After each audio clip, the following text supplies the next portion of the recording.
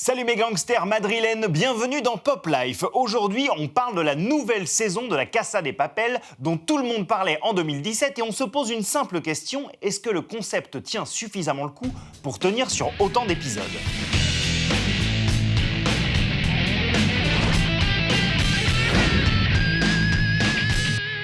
Les séries espagnoles, on peut pas dire qu'on en regarde des masses. Donc, quand la Casa de Papel a débarqué il y a 3 ans, le public s'est pris de passion pour cet outsider qui, mine de rien, proposait un concept hyper malin pour son histoire de casse du siècle.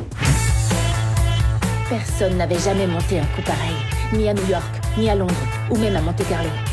Et quitte à avoir à nouveau ma photo dans les journaux, autant que ce soit pour le plus gros casse de l'histoire. Chaque famille de ce pays se posera la même question. Qu'est-ce qu'il fabrique ?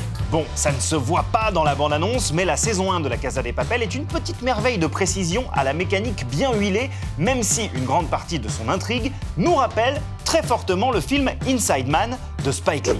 Prenez soin d'écouter ce que je vais vous dire parce que je trie mes mots sur le volet et que je ne me répète jamais. Dernièrement, j'ai conçu et amorcé une mécanique pour exécuter le braquage de banque parfait. Tout le monde à terre! Exécution! Pourquoi ? Parce que je l'ai décidé. Mais depuis, la Casa de Papel a suivi le chemin de beaucoup de séries à concept en partant complètement en vrille. Pas forcément dans le mauvais sens du terme, c'est juste que la saison 2, c'est un peu une avalanche de twists et de cliffhangers, au point qu'on se demande un peu comment tout ça va se goupiller dans la 4e partie de l'histoire qui sort cette semaine. Chef de la sécurité du gouverneur de la Banque d'Espagne, j'ai réussi à me libérer.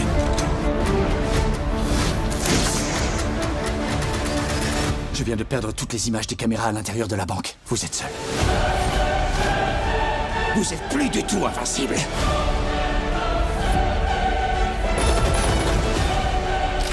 Tokyo, c'est un tueur. Même team, mêmes enjeux, mais tout déraille pour la team de braqueurs et le cerveau de la bande. Cette nouvelle saison a d'un côté les mêmes atouts que les saisons précédentes pour combler les fans, mais ça peut devenir une épée à double tranchant parce que globalement, c'est un peu la même chose depuis le début. On se souvient de séries comme Misfits, Prison Break ou encore How I Met Your Mother qui ont vu leurs audiences chuter pour les mêmes raisons de redondance dans l'intrigue. And that, kids, is How I Met Your Mother. That's it. That's it. Le vrai changement de cette nouvelle partie s'est en fait déroulé à l'écriture lorsque les actrices se sont réunies et ont décidé de prendre la parole et d'exiger des scénaristes qu'ils remanient certaines scènes et dialogues jugés sexistes. Les auteurs ont tout de suite accepté et ont même proposé de systématiser la chose afin que les actrices aient régulièrement leur mot à dire sur le traitement des personnages féminins. Cette action a été menée par l'actrice Itziar Ituño, très engagée dans la cause féministe. No, times are changing. Ladies can do stuff now. And you're gonna have to learn how to deal with that. La Casa de Papel partie 4 parviendra-t-elle à conserver l'attention des spectateurs ? On va vite le savoir. En attendant, je ne résiste pas à l'envie de ruiner votre journée avec ceci.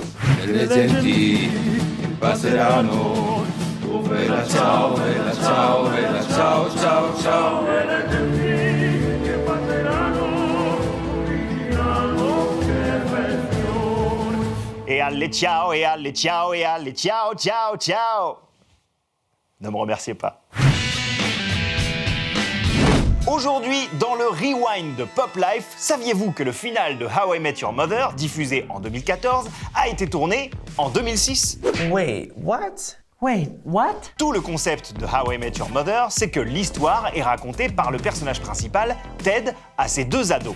Il leur raconte comment il a rencontré leur mère et chaque épisode est en réalité un immense flashback, une nouvelle étape de son récit. Kids, I'm gonna tell you an incredible story. The story of how I met your mother. Are we being punished for something? No? Yeah, is this gonna take a while? Yes. Ça, c'est la toute première scène du tout premier épisode, tourné en 2005. Mais il est rapidement apparu que ces intros, avec des plans sur les 2 enfants de Ted, allaient devenir un truc récurrent et qu'il ne fallait surtout pas qu'on les voie vieillir, puisque toute l'histoire est censée être en réalité racontée d'une traite, même si, pour le spectateur, c'est plusieurs saisons.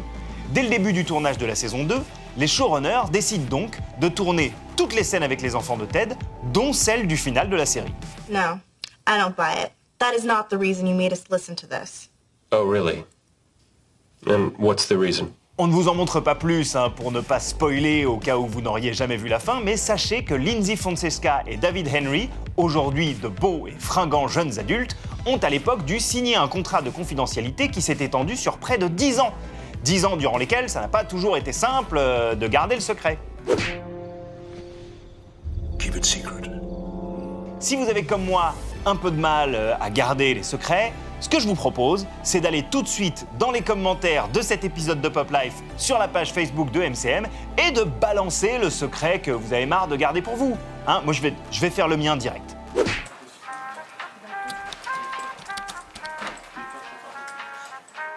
Bon, mais surtout, vous le dites pas.